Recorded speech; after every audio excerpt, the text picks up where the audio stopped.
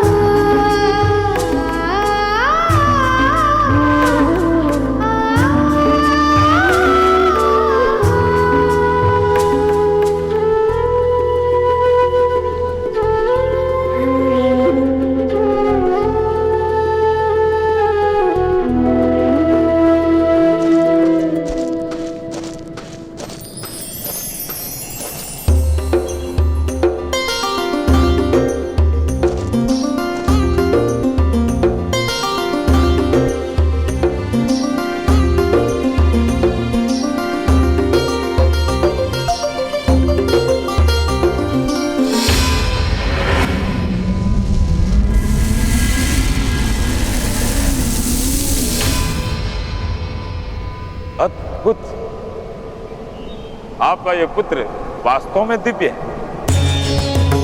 धैर्य, सामर्थ्य और आत्मविश्वास का बहुमूल्य संगम है इसके हृदय में। मेरा पुत्र अपने पराक्रमों से संसार में अमर होगा शनि। जैसे तुम्हारी दृष्टि मनुष्य को विकट स्थिति में धैर्य सिखाती है, कर्ण का चरित्र मनुष्य को संघर्ष की प्रेरणा देगा।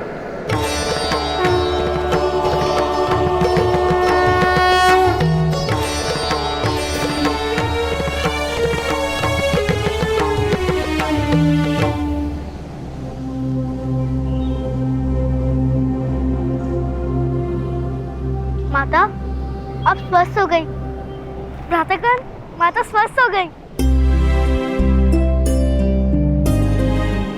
राधा, मनुष्य से संभव नहीं था ऐसा प्रयत्न कर्ण ने कर दिया आज।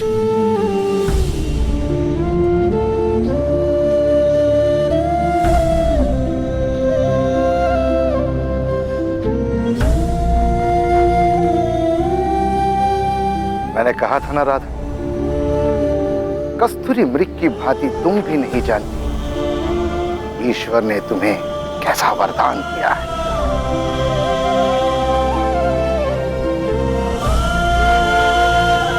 आर्य, जीत जी से कही है कि मृग और मनुष्य में यही अंतर है कि मृग वरदान के महत्व को नहीं जान पाता।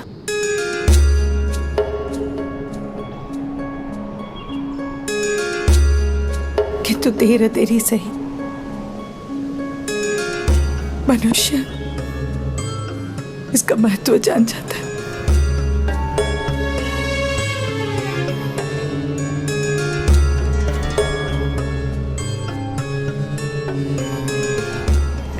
आर्य, जैसे कहिए कि मैं एक सामान्य मनुष्य हूं और इस सामान्य मनुष्य को इतने बड़े वरदान का उत्तरदायित्व लेने से भय लगता है।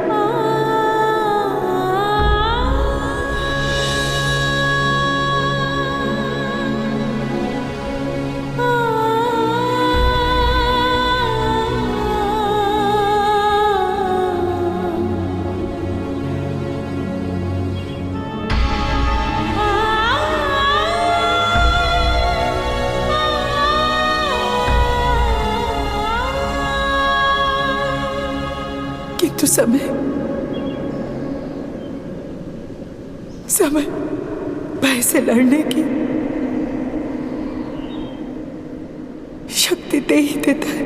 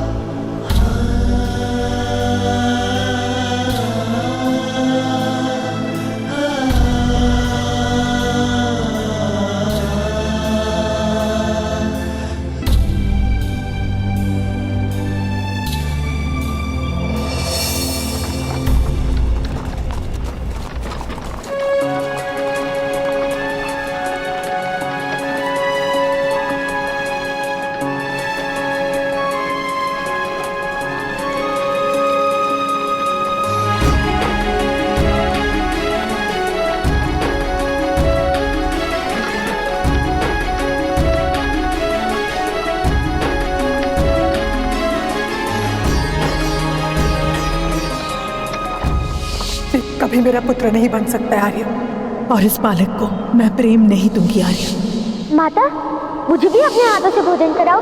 कोई आवश्यकता नहीं।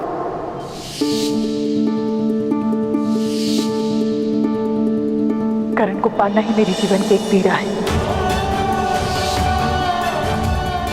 आज रात भर तुम घर से बाहर खड़े। मुझे क्षमा कर दीजिए माता, क्षमा कर दीजिए। मत कहो माता मुझे। मुझे माता कहने का कोई अधिकार नहीं है तुम्हें। नहीं माता, मैं आपके चरणों में पड़ा रहूंगा, आपका प्रत्येक आदेश मानूंगा, किंतु मुझे माता कहने का अधिकार दीजिए। मैं मेरी माता के बिना जीवित नहीं रह सकता हूँ माता। तुम मेरे पुत्र नहीं और मैं तुम्हारी माता नहीं। यदि तुम मुझे अपनी माता कहना चाहते हो तो ये लो गुलाम, तोड़ दो अपना धनुष। क्या मेरे शिरच्छेद कर दो। हे भगवान सूर्य नारायण जी, मेरी माता की पीड़ा मुझे दे दीजिए। राधा, मनुष्य से संभव नहीं था, ऐसा प्रयत्न कर्ण ने कर दिया आज।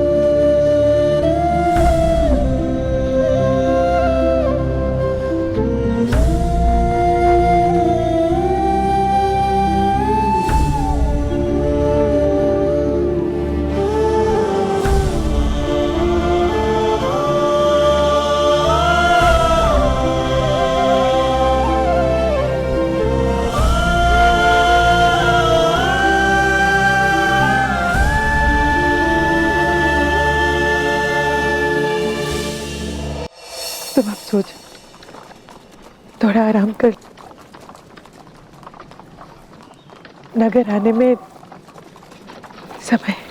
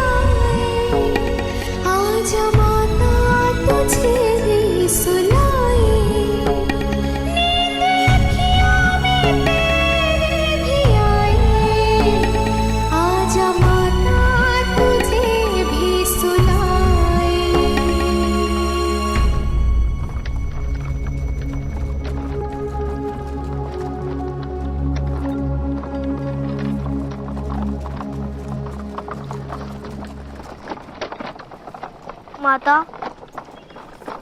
यदि आपकी लोरी खत्म हो गई है तो मैं सो जाऊं? नींद उड़ा दी मेरी आपने गाकर। चुप।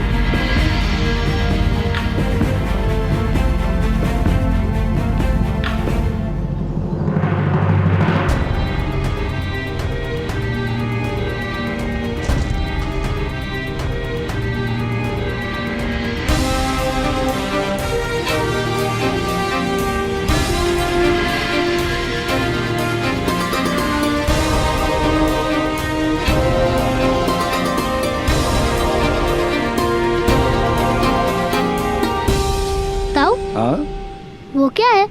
स्वर्ग है? स्वर्ग के दर्शन तो मृत्यु के पश्चात होते हैं शोन। पुत्र शोन, ये राजभवन है, राजा का निवास और कार्यस्थल। कुरुओं के राजा यहाँ वास करते हैं।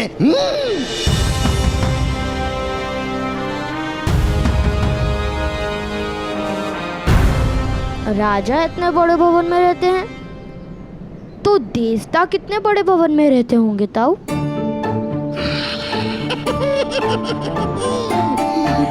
उन्हीं बड़े भवनों की क्या आवश्यकता,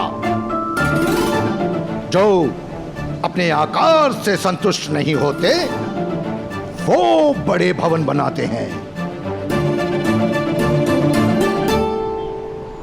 राजा का भवन राष्ट्र का सम्मान होता है, उसका विशाल होना ही आवश्यक है। भ्राताश्री, बालकों को संतोष सिखाइए, संघर्ष नहीं। संतोष सिखाया नहीं जाता धीरज, संतोष तो स्वयं हृदय में जन्म लेता है। पर तुम कहो तो मैं तुम्हारे पुत्रों को भय अवश्य सिखाऊंगा। भय को पालना नहीं, उसे मार गिराना चाहिए ताऊ। वाह वाह पुत्र, तुमने तो मुझे प्रसन्न कर दिया। तुम्हारा यही भय को मार गिराने का स्वभाव तुम्हें दिव्य बनाता है। देखो, श्वान की ओर पत्थर फेंको तो श्वान पत्थर की ओर भौंकता है, परंतु सिंह की ओर पत्थर फेंको तो सिंह पत्थर फेंकने वाले पर कूदता है। और तुम वास्तव में सिंह हो। हाँ।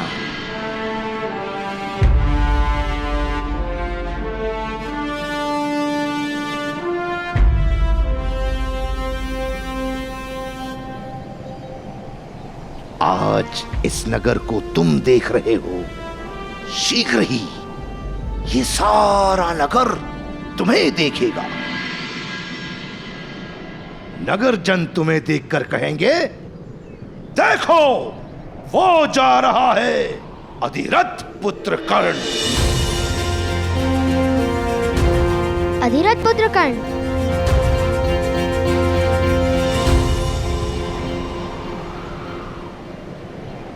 राधे कर्ण, राधे कर्ण।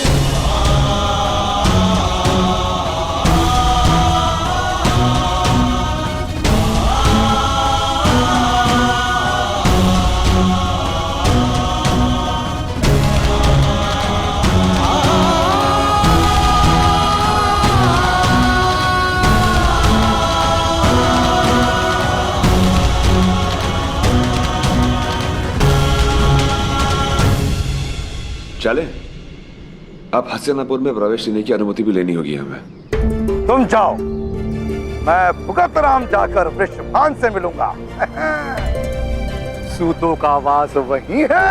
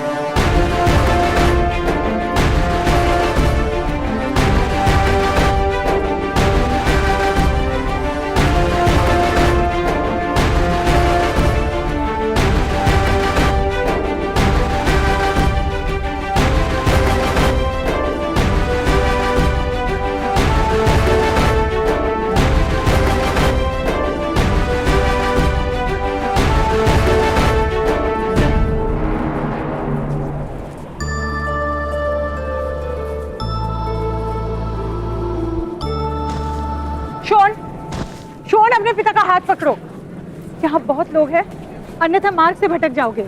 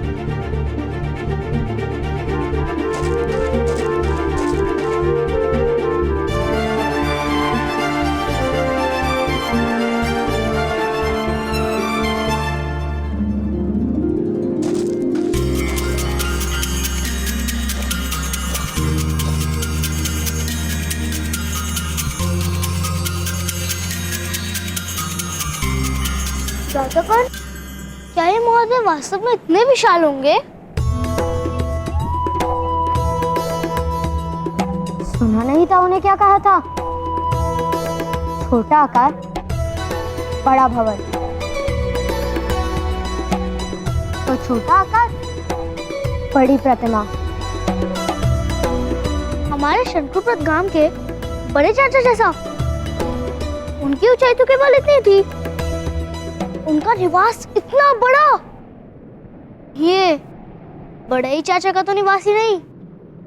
नहीं, कोई बढ़ई, सूत सुतार या लोहार यहाँ निवास नहीं कर सकते।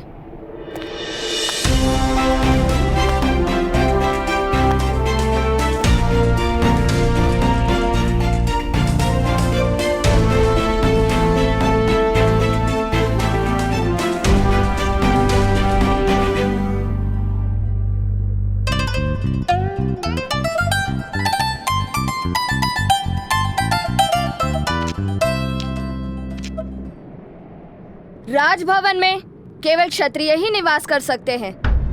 किंतु कैसे जाना जा सकता है कि कौन सूत है और कौन क्षत्रिय? उनके मुख पर क्या कोई चिन्ह होता है? क्षत्रियों के मुख पर तेज होता है और उनके हाथों में शस्त्र होता है। तुम क्षत्रिय हो? नहीं, किंतु इस समय तो तुम भी क्षत्रिय नहीं। तुम्हारे हाथ में शस्त्र जो नहीं और मुख पर तेज भी नहीं, भ्राताश्री। वैसे तुम दोनों कौन हो? पहले तो कभी नहीं देखा। तुम्हारा नाम क्या है? मैं हूँ शोन और ये मेरे भ्राताश्री कर्ण। मेरा नाम सूचीपद है और मेरे पिता सेना नायक मदन जय की सेना में सैनिक हैं। तुम दोनों मदन जय महोदय को तो जानते हो ना? बहुत बड़े वीर हैं वो। अभी अभी आदिवन से 5 वनवासियों को बंदी बनाकर लाए हैं और गांधार के राजा शकुनी के हाथों उनका सम्मान होने वाला है। आदिवन? वहाँ के वनवासी तो पाताल में उतर गए। तुम किस प्रकार जानते हो? हम भी आदिवन से ही आ रहे हैं। वनवासियों ने हमें भी बंदी बना लिया था, किंतु हम मुक्त होकर आ गए। ओह, तब तो तुमने मदन जय महोदय का पराक्रम तो देखा ही होगा। हमारे महाराज धृतराष्ट्र नेत्रहीन है ना, इसलिए मदन जय महोदय अपने पराक्रम के बारे में सुना रहे हैं उन्हें। चलिए भ्राता, हम भी सुनते हैं। नहीं, शोन, शोन, माता ने साथ रहने को कहा है।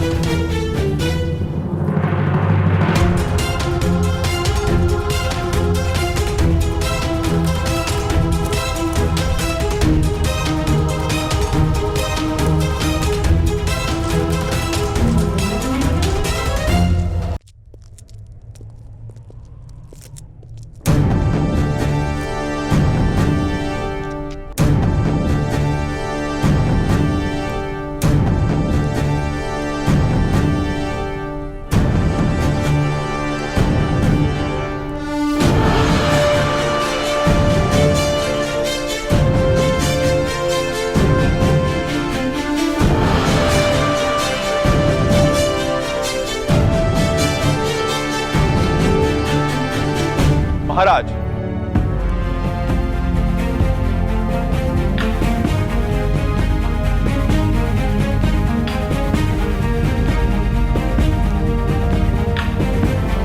बड़ा विकराल था वो वन। आदिदेव की भव्य और भयानक मूर्ति बनी थी। बहुत बड़ी जीभ आदिदेव के मुख से बाहर आ रही थी। उस जीभ पर मनुष्य का मस्तक रखकर मनुष्यों का बलिदान दिया गया था। अनेक मनुष्यों के रक्त से समग्र परिसर लाल था। एक सूतों का परिवार बंदी बनकर डर से थरथरा रहा था। मैंने विचार किया कि हस्तिनापुर की महान सेना का सेना नायक सूत परिवार का रक्षण यदि नहीं कर पाए तो समाज हस्तिनापुर पर लाल छन लगाएगा महाराज। 500 से अधिक वनवासी थे वहां महाराज, किंतु आपकी कृपा और प्रेरणा से आपका ये सेवक भयभीत नहीं हुआ। मैंने उन्हीं का शस्त्र खींचकर भीषण युद्ध किया महाराज।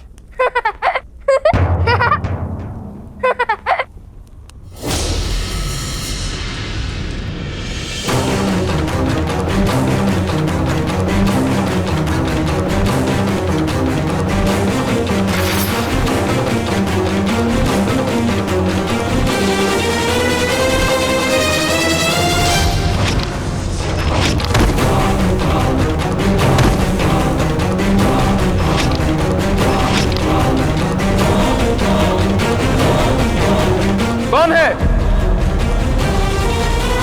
कौन है साहब?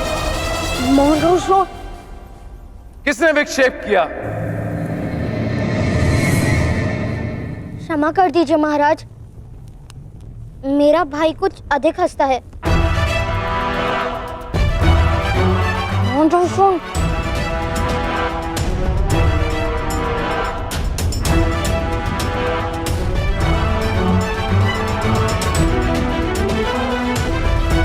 किंतु तुम हंसे क्यों बालक?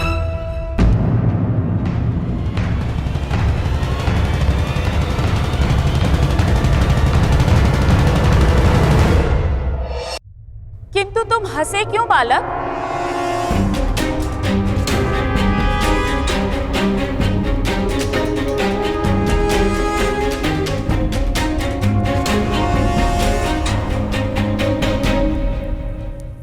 महामंत्री विदुर,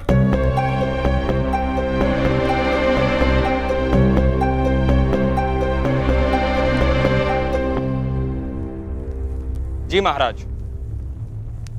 बालकों, महारानी गांधारी ने तुमसे प्रश्न पूछा है, उत्तर दो।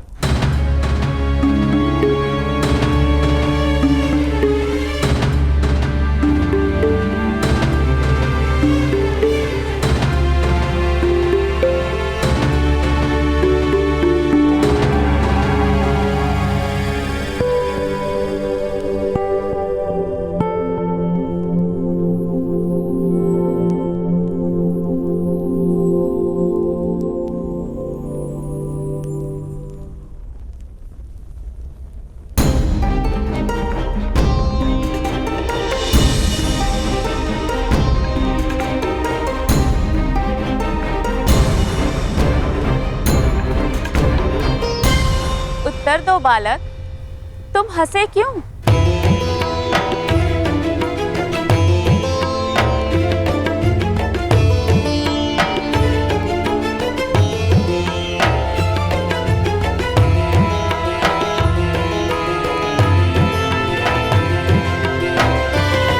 कर्ण, शोर।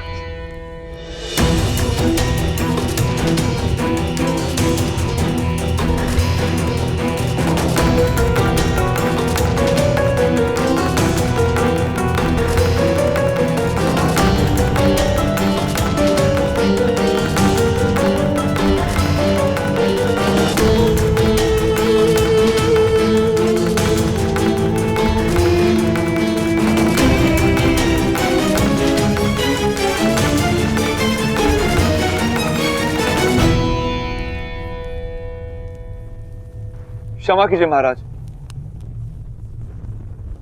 क्षमा कीजिए महाराज।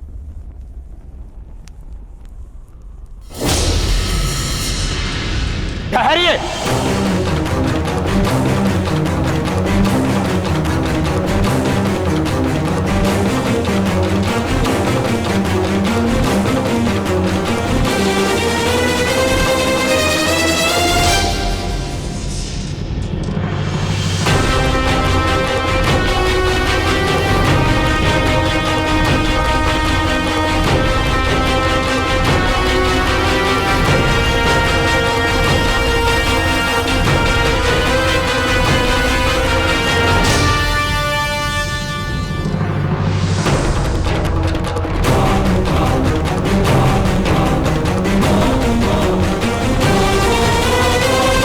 उत्तर दो बालक, तुम हंसे क्यों?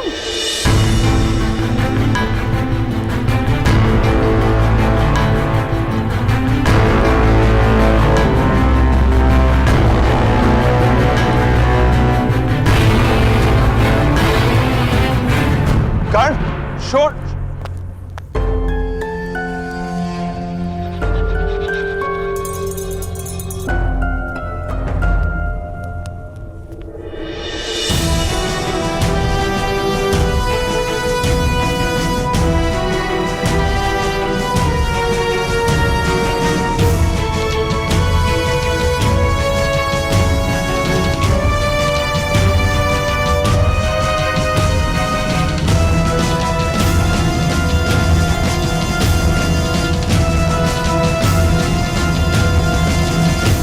क्षमा कीजिए महाराज, क्षमा कीजिए महारानी।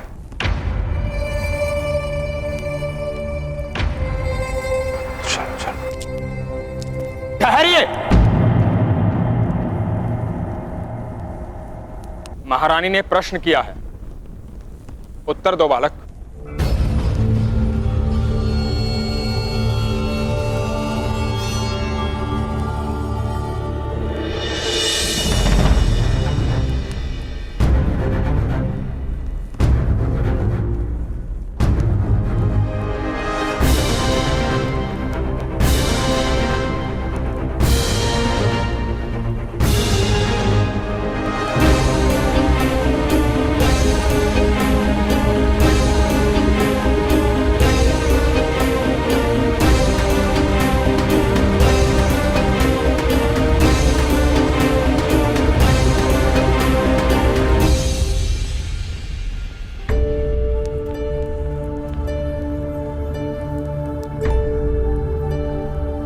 हमारे गांव में एक मध्य महोदय थे। वो सदा कहते थे कि मैंने युद्ध में 100 शत्रु के हाथ काटे और 100 शत्रु के पैर भी काटे। तो मेरे मित्र वास्तव के पिता ने पूछा कि तुमने शत्रु के मस्तक क्यों नहीं काटे? तो मध्य महोदय ने क्या कहा पता है? कि वो तो आराम से ही कटे हुए थे।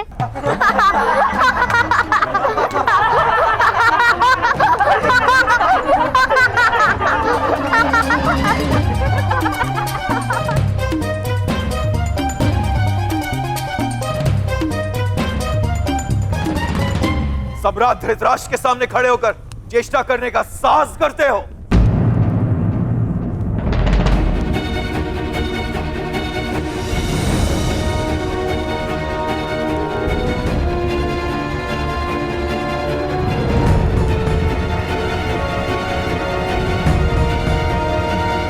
बालक है, उसे हंसने का अधिकार है,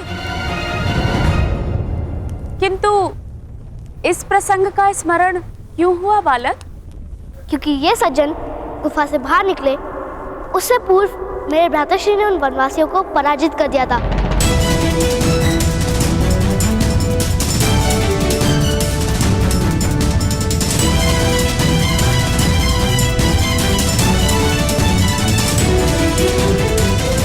सत्य वचन।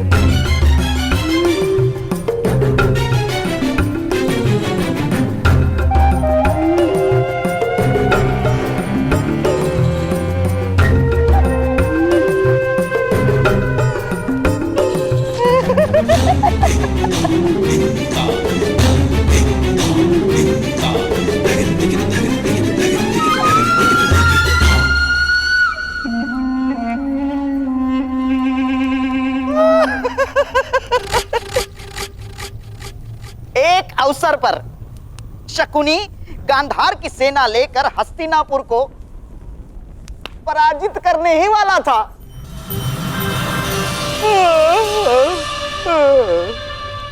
किंतु हमारी निद्रा ही टूट गई।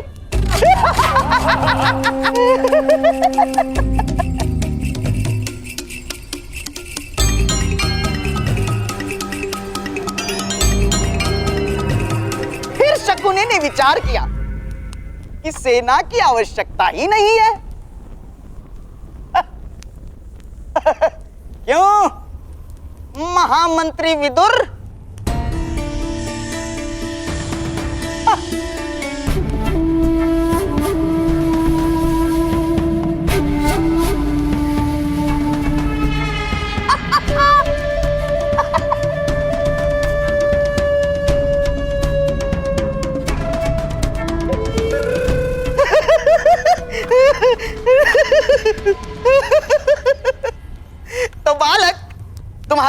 भ्राताश्री जाग गए।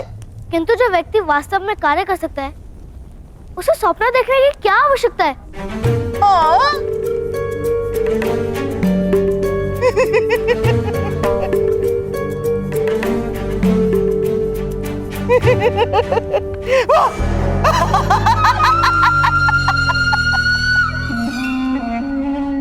बड़े बुद्धिमान मालूम होते हो, हैं? सुनो बालक, यदि यही वाक्य कोई बुद्धिमान कहे तो उसे असत्य कहते हैं,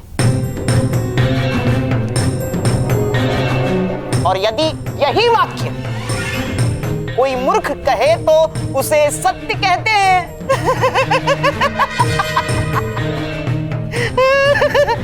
तुम कौन हो, बुद्धिमान कि मूर्ख? मूर्ख अपने आप को मूर्ख नहीं कहता, बुद्धिमान अपने आप को बुद्धिमान नहीं कहता।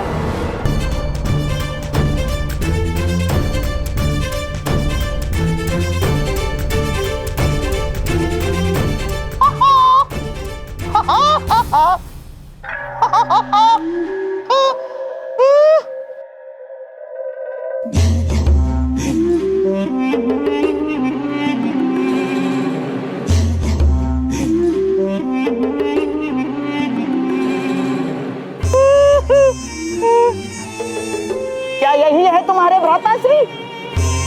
हाँ।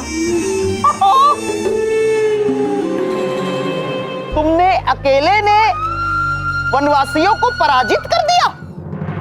जी।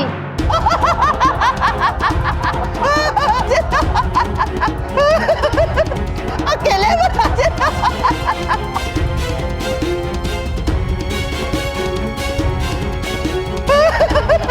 अकेले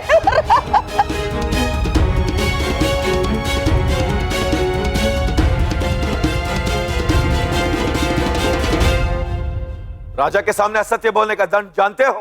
नहीं, आप बताइए।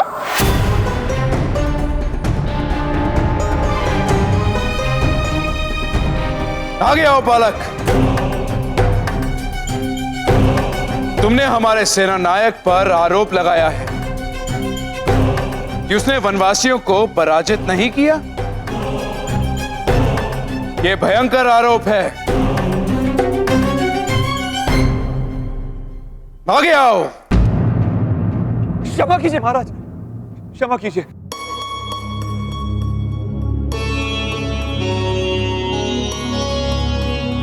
सम्राट, मेरा पुत्र मूर्ख है। हम हस्तिनापुर प्रथम बार आए। वो नहीं जानते किसके सामने मुंह खोला है उसने। क्षमा कर दीजिए। मौन रहो। आगे आओ बालक।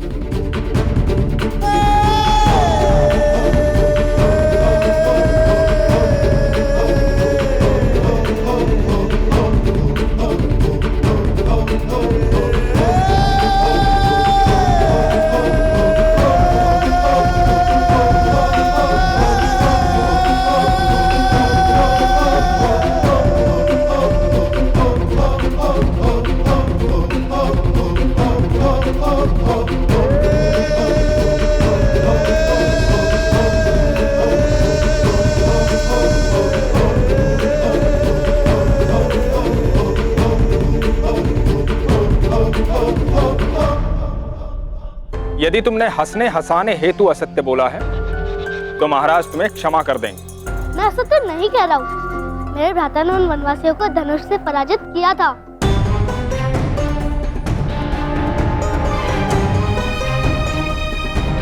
क्या तुम्हारा भाई सत्य कह रहा है?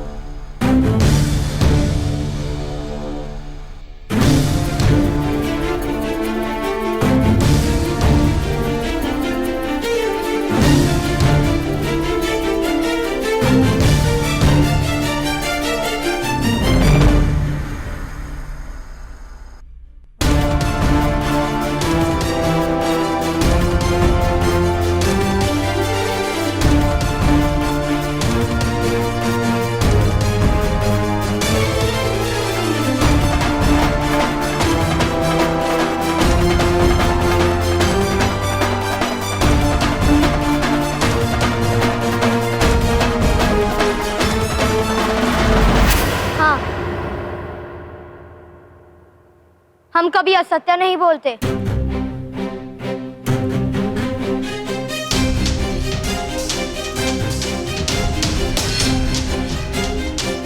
हाँ मंत्री विदुर,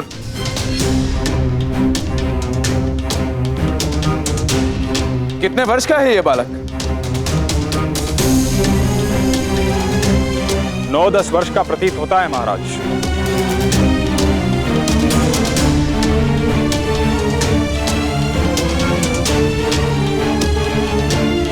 किंतु इसके पिता अवश्य ही क्षत्रिय नहीं है।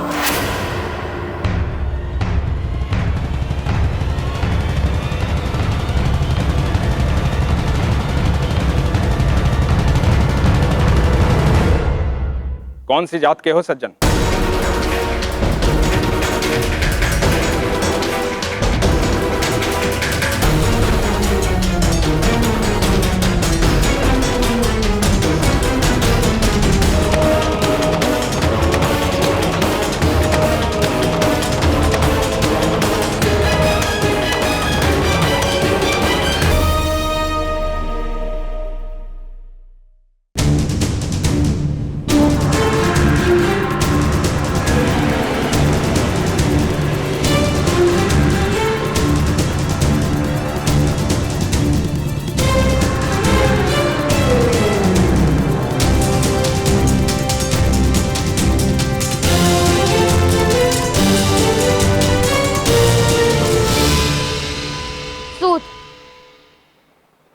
सूत है हम महाराज, सूत है हम महाराज, सूत है हम महाराज,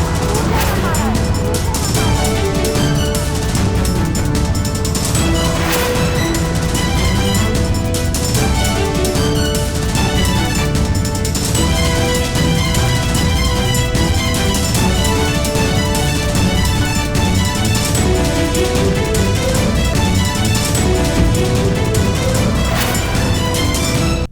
सूत सूत है हम महाराज।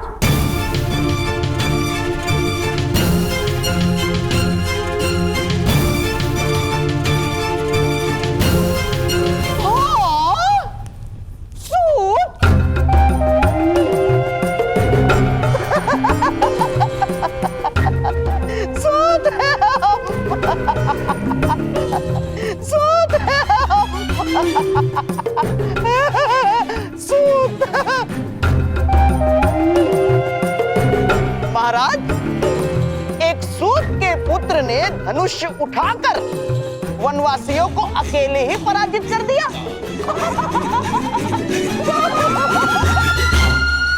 ये तो बड़ी आश्चर्य की बात है महाराज, है? इस बालक की परीक्षा तो करनी ही चाहिए।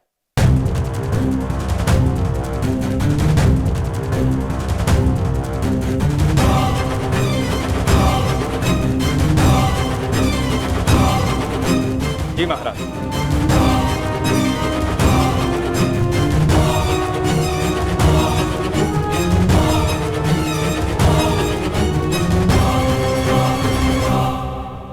सेनानायक मदनजय, अपना धनुष बालक को दीजिए।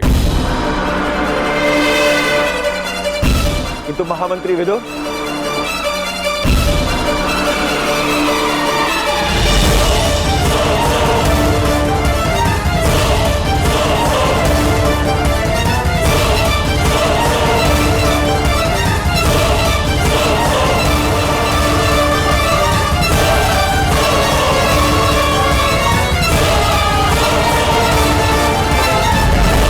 धनुष उठाओ बालक।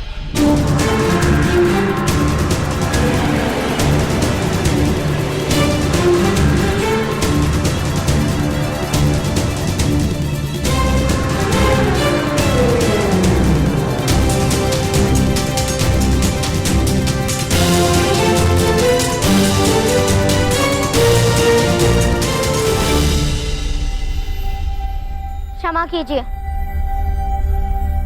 मेरी माता का आदेश है कि मैं धनुष को स्पर्श ना करूं।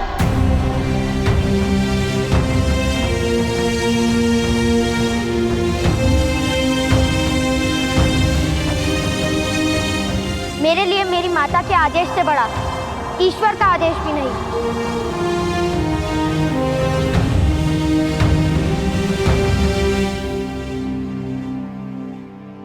तुम्हारा समर्पण प्रशंसा के योग्य है, किंतु महाराज के आदेश के सामने तुम्हारी माता को अपने आदेश में परिवर्तन करना होगा।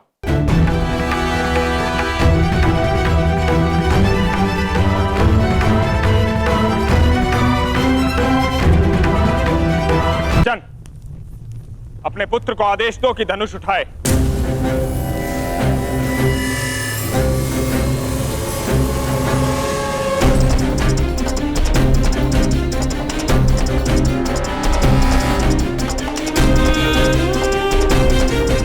धनुष उठाओ और मेरे हाथों में दो।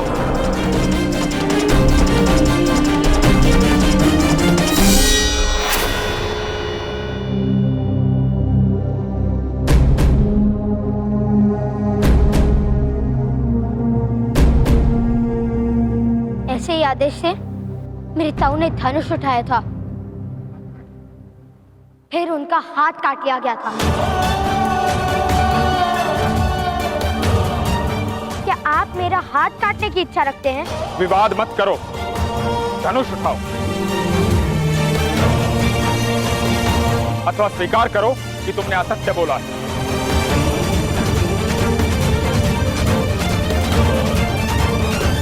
धनुष मैं उठा नहीं सकता और असत्य बोलने का दंड आप मुझे नहीं दे सकते, किंतु मैं जानता हूं दंड मुझे अवश्य प्राप्त होगा, कारण चाहे कोई भी हो। असत्य बोलने का तो दंड मिलेगा। सैनिकों,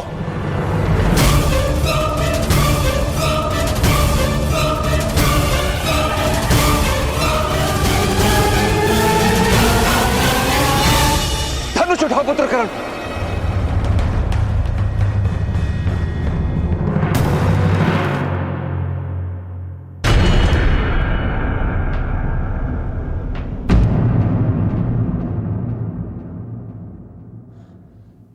तुम्हारी माता का आदेश है।